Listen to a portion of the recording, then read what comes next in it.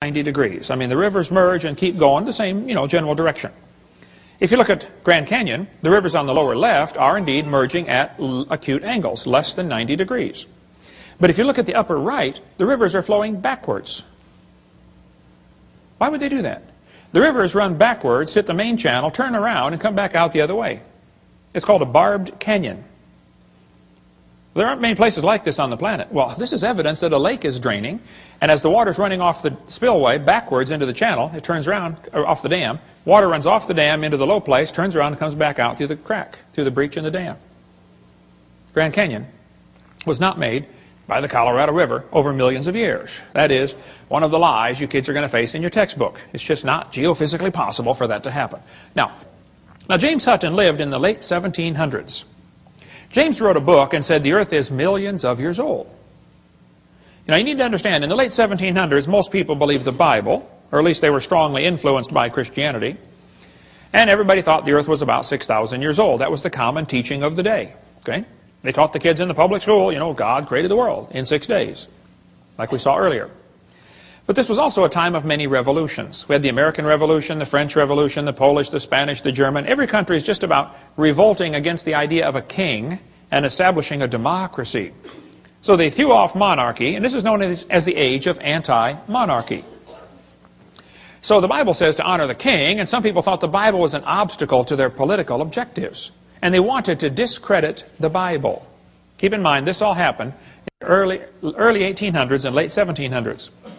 So back when everybody thought the earth was a few thousand years old, James Hutton came along and said, oh no, it's lots older than that. And he got here by uniformitarianism. Ooh, kids, big word, bold print. That'll be on the test. They always are, okay? Uniformitarianism means the present is the key to the past. No, James, I think the Bible's the only perfect key to the past. But during this time frame, the Christians, instead of fighting against this new teaching of millions of years, they swallowed it. The Christians accepted the idea of a gap theory, or day-age theory, or progressive creation. They just accepted millions of years right into the Bible, when it's obvious to anybody with half a brain and one eye reading the Bible that it does not teach the earth is millions of years old. That's not what it says. So the Christians did not put up an effective defense, an effective resistance to this teaching, and they allowed the church to believe all this. And then when evolution came out, 1859 became popular with Darwin's book, well, the Christians just accepted that too. Boy, what a tragedy. That book covers the great turning point in history, if you like the history of stuff. Well, James Hutton's book that he wrote had a real strong influence on a young lawyer from Scotland named Charles Lyell. Charles Lyell, the lawyer, hated the Bible. Somebody calculated one time that if all the lawyers in the world were laid end to end around the equator, we would all be better off. Charles Lyell, in 1830, wrote this book right here, Principles of Geology. I've got it here on the table. You can come take a look at it. It's all marked up. In this book, you can see his hatred for the Bible kind of ooze off every page. He kept calling it ancient doctrines. He said, oh, you have a scriptural authority. He was mocking them, okay? He called it a religious prejudice. He said, men of superior talent, he's talking about himself, who thought for themselves and were not blinded by authority. Charles said his goal was to free the science from Moses. What do you suppose he meant by that? Well, before Charles Lyell wrote his book, everybody looked at the geology, looked at Grand Canyon and said, wow, look what the flood did. He didn't like people interpreting Earth's history in light of the Bible. He wanted them to interpret Earth's history in terms of millions of years. Lyell is the primary guy responsible for inventing what today is known as the geologic column. How many have ever heard of the geologic column before? They divided the Earth up into layers and gave them names,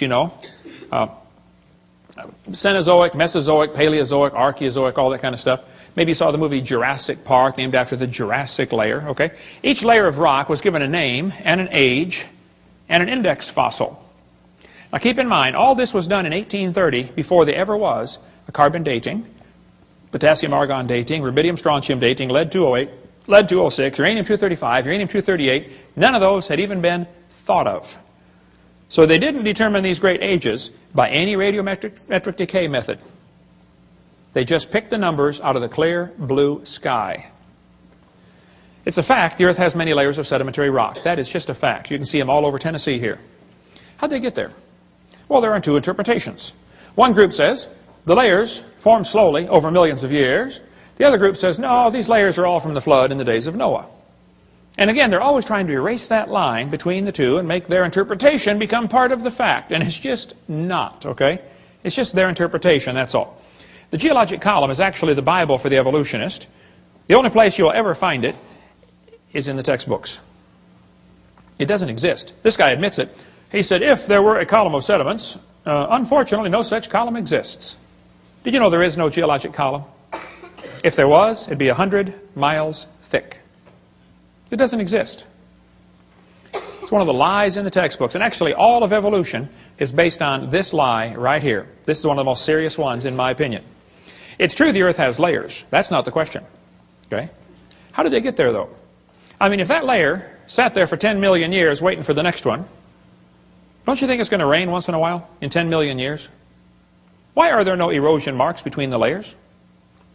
Why are they stacked on top of each other just like a stack of pancakes? And by the way, why are there no soil layers between the rock layers? I mean, soil builds up on top of rock. Don't you think there'd be some soil built up once in a while?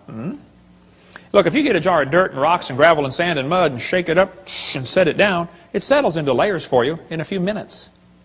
Doesn't take long. How many seen those things you buy at the mall with two pieces of glass and different colored sand in between? You know, you flip it over and it makes all kinds of layers just in a few seconds. It doesn't take long.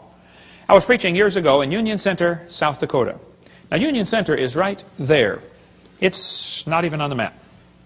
And South Dakota puts everything they can find on the map just to kind of fill in the white places, you know. Well, there were 40 people in the whole town. 38 of them came to church. Other two must have been pulling a calf, I reckon. I don't know. But boy, we had a great meeting, and the preacher said, hey, Hovind, let's go down to Rapid City. They've got a bunch of dinosaurs in the museum there. I said, oh, all right, I like dinosaurs. Let's go. So we all drove down to Rapid City. We came to this museum, and a guide met us at the door. He said, hey, folks, would you like me to give you a tour? We said, that would be great, sir.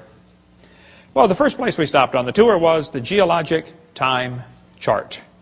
They have it lit up, and it's behind glass, and it's holy and sacred. Don't dare touch that thing, you know. So we're standing over there, and the guide said, now, folks, this layer of rock right here is about 70 million years old. Well, my daughter was 12 years old at the time. She raised her hand. She said, mister, how do you know that layer is 70 million years old? He said, honey, that's a good question. We tell the age of the layers by what types of fossils we find in them. They're called index fossils. And by the way, that's correct. That's what the textbook says. Scientists use index fossils to determine the age of rock layers. She said, thank you, sir. We walked around the other side. We're standing over here, and the guide said, now, folks, these bones are about 100 million years old. My daughter raised her hand again. She said, sir, how do you know those bones are 100 million years old? He said, well, honey, we tell the age of the bones by which layer they came from. She said, sir, when we were standing over there, you told me you knew the age of the layers by the bones, and now you're telling me you know the age of the bones by the layers. She said, isn't that circular reasoning? I thought, wow, a chip off the old block. That guy had the strangest look on his face. It was almost as if he were thinking. He looked at my daughter. He looked at me. I wasn't about to help him. I thought, wow, this is going to be good. I have got to hear this. He looked back at my daughter. He said, wow, you're right. That is circular reasoning. He said, I never thought of that before. That fellow drove 50 miles one way that night to come hear me speak in Union Center, South Dakota. The crowd swelled to 39. We set up a chair in the aisle. Afterwards, he talked to me for an hour. He said, Hovind, is everything I believe about geology wrong? I teach this stuff at the college. I said, oh, no, I like geology. I've got a huge fossil collection, rock collection, mineral collection. I teach earth science. I love studying geology. I said, but as far as the layers being different ages, I said, yes, sir, I'm sorry. That is all baloney. It's based on circular reasoning. I'll show you. Here's a textbook that tells the kids to date the rocks by the fossils, and on the very next page it says date the fossils by the rocks. On the next page, and they don't catch it. It's a lie. It's circular reasoning.